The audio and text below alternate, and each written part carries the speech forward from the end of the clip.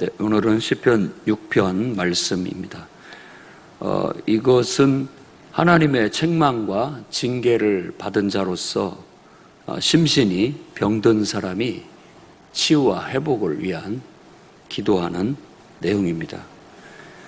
이 시편의 내용들은 우리가 일상에서 늘 겪을 수 있는 우리들의 삶의 어떤 정황들을 늘 얘기합니다.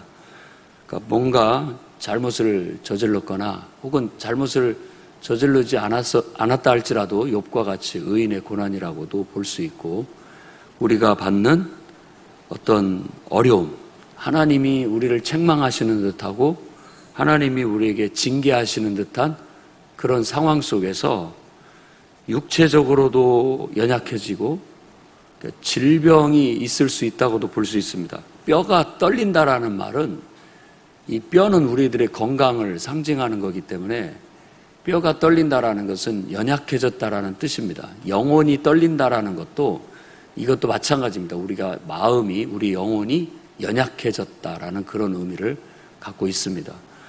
그러니까 몸이 병들었든지 또 마음이 병들었든지 우리가 어떤 하나님의 징계처럼 느껴지는 그런 상황입니다. 욥을 이 6편에서는 연상하면 맞을 것 같습니다. 물론 이것은 그 앞에 제목이 붙어 있기를, 또 이것도 지휘자를 따라서 현악 8째 줄에 맞춘 노래다라고 그렇게 얘기하는데, 이게 8째 줄이라고 이제 말을 하고 있습니다만은 잘 몰라요. 이게 그냥 8이라는 단어가 있어요. 지휘자 그리고 8. 근데 이 8이라는 게 도대체 뭘까라고 했을 때, 이제 팔연금 같은 그런 것이라면 이 8째 줄에 뭔가 맞춘 연주에 의한 노래가 아닌가라고 그렇게 추측을 할 뿐이지 어떤 것인지는 자세히 잘 모릅니다. 다만 뭐 그런 게 있을 수 있죠. 어떤 8째 음에 기초를 두고 거기에서부터 이렇게 연주를 해나가는 것일 수는 있다고 생각이 듭니다. 그러니까 굉장히 좀 뭐라 할까요? 좀 단조같이 이렇게 저조한 분위기, 이렇게 그런 음을 이렇게 딱 띵기면서 우리들의 그 구슬픔을 하나님 앞에 아뢰는 그런 음이라고 볼 수 있습니다. 분위기 자체가 지금 그러니까 하나님 앞에 책망을 받고 징계를 받았다라고 느끼고 있는 거예요. 우리도 보통 이제 부모님께나 책망을 받고 혼났을 때 자기 방에 들어가 가지고 책을 본다고 펴려고 앉아 있지만은 뭔가 그 무거운 분위기를 갖고 있죠. 그러면서 뭐 화도 나고 내가 왜 혼나야 되는지 이렇게 막 반항도 들지만, 또 어떤 면에서는 반성도 이루어지고, 그러면서 사람이 돼가는 겁니다. 그래서 이 징계라는 것이 성경에서는 부정적인 의미도 있지만 긍정적인 의미로도 많이 얘기를 하고 있습니다. 오히려 징계가 더 큰 사랑인 것처럼 그렇게 묘사하기도 합니다. 그렇다고 해서 그걸 악용하라는 뜻은 절대 아닙니다. 다만 모든 사람들은 그런 징계의 아픔을 통해서 성숙하고 성장합니다. 근데 뭐 제가 지금까지 살아오면서 봤을 때 딱히 왕도가 없다라는 건 그건 정답입니다. 부모가 아주 모질게 구운다고 해서 아이들이 다 나쁘게 자라지도 않습니다. 그런 속에서도 아이들이 또 그걸 긍정적으로 받아들이면 훨씬 더 연단된 좋은 뛰어난 아이들이 되기도 하고요. 한없이 사랑을 베풀어 준다고 해서 다 잘 되는 것도 아닙니다. 그런 사랑을 받아갖고 악용해버리면 더 나쁜 인격이 될 수도 있기 때문에 그렇습니다. 그러니까 정답은 없어요. 다만 상호작용을 통해서 항상 눈을 맞추고 상호작용을 통해서 우리가 쥐었다 풀어줬다를 반복하면서 사실은 그 속에서 그 인격이 다듬어지면서 이렇게 우리가 더 튼튼하고 더 건강하고 더 세상을 살아가기에 적합한 그런 인격들로 자라갈 수 있다고 생각합니다. 나이를 먹은 우리들도 마찬가지입니다. 지금도 우리도 우리의 인격을 계속해서 다듬어 가야 되고 또 우리의 삶을 갖고 가야 되는 건 맞습니다. 그런데 우리가 창조주 하나님의 섭리나 뜻, 계획 이걸 다 헤아릴 수 없는 상황 속에서 우리는 우리 인생이 꼭 하나님 앞에 책망받는 듯한, 그리고 또 징계를 받는 듯한 그런 경우들을 당하게 되는 겁니다. 그럴 때마다 욥이 외쳤던 것처럼 왜 나에게 이런 일이, 왜 나에게 이런 일이, 왜 하필 나한테 이러십니까? 라는 그런 원망과 불평이 나오는데, 우리가 이미 배웠듯이 그것은, 그런 태도는 그저 우리의 그 감정을 토로하는 것 이상 의미가 없습니다. 정말로 중요한 태도는 빨리 그 감정을 토로하더라도 그걸 통해서 우리의 감정을 추스리고 다시 삶의 원래 자리에 서서 그 속에서 그것을 견뎌내고 그것을 싸우듯 이겨내면서 당당하게 주어진 시간을, 주어진 삶을 헤쳐나가야 된다는 것. 그것만 생각해야 됩니다. 우리에게 주어진 본분은 어떤 처지 상황이라도 감정에 치우치거나 내 자리를 벗어나서 흔들리거나 하는 것이 아니라 내 자리를 지키면서, 끝까지 자리를 지키면서 내 본분을 다하면서 그 속에서 항거하듯이 주어진 인생, 주어진 삶, 어려움, 고난, 역경과 싸워나가는 것이 우리의 태도입니다. 그러니까 하나님께서 징계하시고 책망하실 때에도 그 책망이나 징계를 받아내야 됩니다. 그것 때문에 우리 몸이 약해지고 그것 때문에 내 마음이 상처를 입어도 그 받아내야 됩니다. 그래야 그것을 통해서 우리는 하나님의 선을 믿는데 그걸 통해서 더 성장하고 성숙합니다. 그 과정 속에서 느끼는 극심한 고통을 이 시에 호소하고 있습니다. 4절 말씀이 저는 핵심 구절이라고 보는데, 내 영혼을 건지시고 주의 사랑으로 구원하소서. 바로 이게 우리의 기도가 돼야 되겠습니다.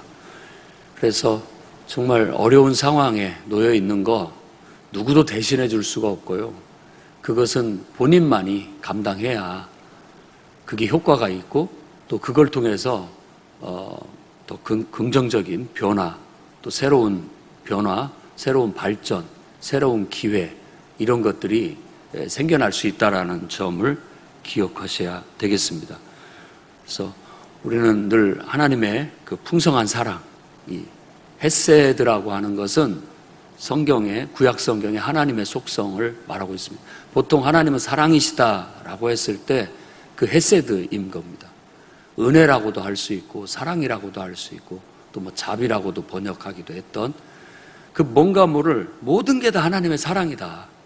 좋은 것도 하나님의 사랑이지만 아픈 것도 하나님의 사랑이고 나쁜 것도 하나님의 사랑이다라고 받아들이는 우리들의 태도 속에서 마치 우리가 자양분을 얻어서 우리가 인격, 나무가 자라듯이 식물이 자라듯이 우리 인격이, 우리라는 인간이라는 존재가 그 속에서 뿌리를 내리고 자양분을 얻어서 뭔가 더 튼튼하고 건강하게 자라나가게 된다라는 거예요. 성경에 나와 있는 많은 믿음의 위인들 치고 이런 고난과 역경, 하나님의 책망과 징계를 당하지 않은 사람이 없습니다. 다 그런 고난과 역경 속에서 빛을 드러낼 수 있도록 하나님이 역사하셨다라는 것도 알 수 있습니다. 우리가 뭐 가까이에서 보더라도 우리 주변에 있는 많은 사람들을 다 지켜보십시오. 고난과 역경이 없는 사람은 하나도 없습니다. 없다라고 하는 사람을 가상을 한다 할지라도 그 고난과 역경이 없다라는 게 고난고 역경이에요.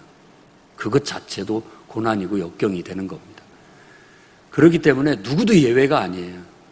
어떤 사람과 비교할 필요도 없고 항상 나에게 주어진 과제라고 생각하고 나에게 주어진 사명이라고 생각하고 나에게 주어진 십자가라고 우리는 여기고 그것을 허리를 동이고 대장부답게 그것을 맞서 싸우듯이 극복해 나가듯이, 나쁘게 싸운다라는 뜻이 아니라 자신과의 싸움처럼 그것을 이겨내고 극복해 나가면서 성장하고 발전할 수 있다라는 것을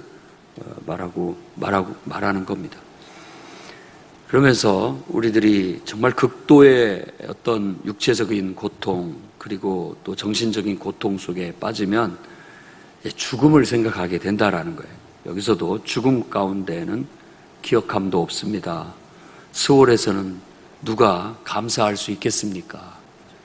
죽는다면 다 소용없는 거 아닙니까? 아무리 하나님이 나를 사랑하셔서 나를 징계하시고 책망하신다고 하는데 죽게 둔다는 것은 더 이상 책망의 징계의 의미가 없어지는 거 아닙니까?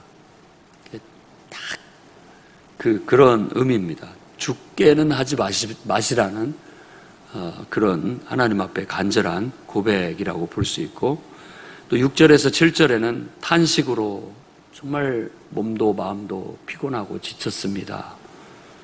지쳐서 탄식한다라는 거고, 눈물로 밤마다 침상을 띄운다라는 것은 이 띄운다라는 단어가 헤엄친다라는 거예요. 침상이 물에 둥둥 떠서 헤엄치듯이 그만큼 내 눈물이 마르지를 않는다라는 그런 밤마다 눈물로.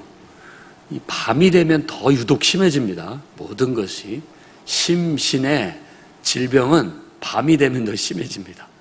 마음의 병도 더 심해지고 육체의 병도 밤이 되면 증상이 더 심해져요.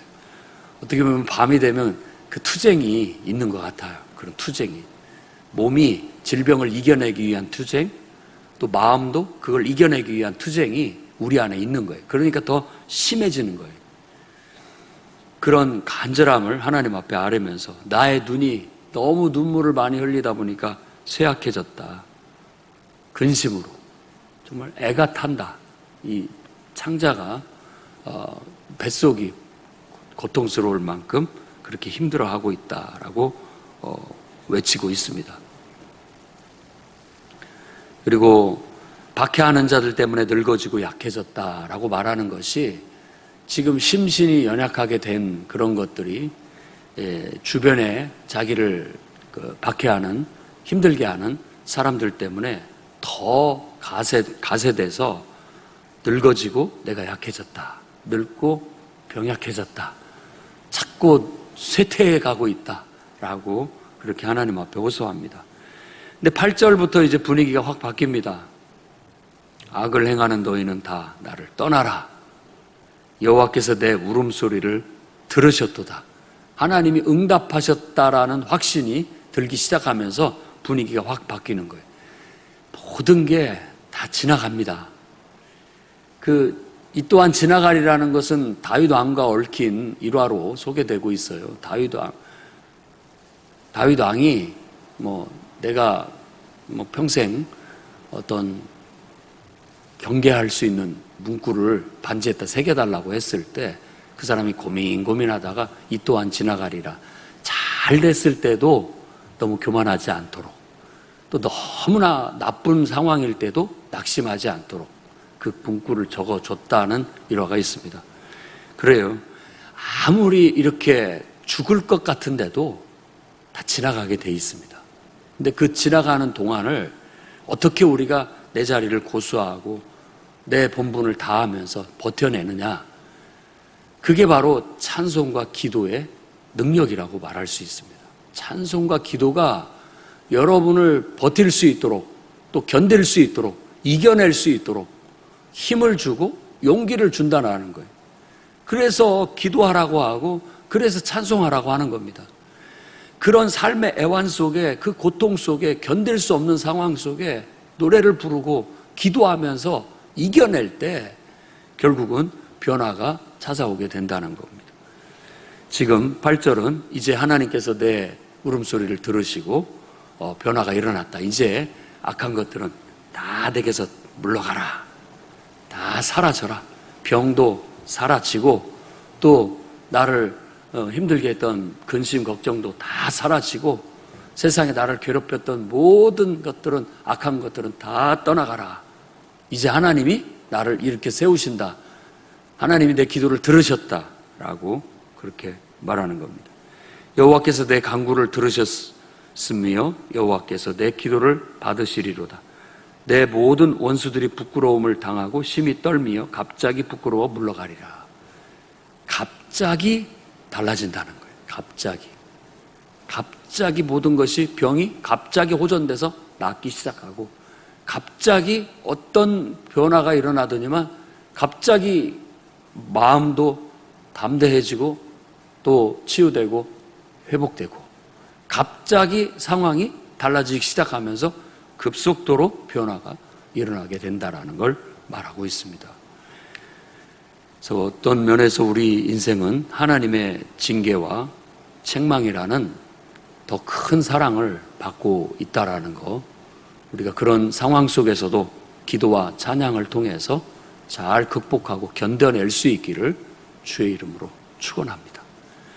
기도하겠습니다. 거룩하신 주님, 징계로 인한 고통과 고뇌 속에 하나님이 안 계신 것 같은 그런 답답한 상황 속에서 더욱더 하나님을 찾고 의지하고 찬송하고 부르짖음으로 더 큰 하나님을 발견하게 하시고 우리의 인생이 변화되고 더 한 단계 더 성숙하고 더 좋아질 수 있는 은혜가 있게 해 주옵소서. 하나님이 우리를 사랑하시는 것을 의심하지 않습니다. 하나님의 선하심을 의심하지 않습니다. 하나님의 그 인자하심을 조금도 의심하지 않습니다. 다만 우리 육체가 고통스럽고 우리 마음이 힘들고 어렵다는 것을 하나님 앞에 토로할 뿐입니다. 주께서 우리의 이 고통을 하루속히 해결해 주시고 우리 삶의 변화를, 새로운 날들이 우리에게 찾아올 수 있도록 은혜 베푸시고 역사해 주옵소서.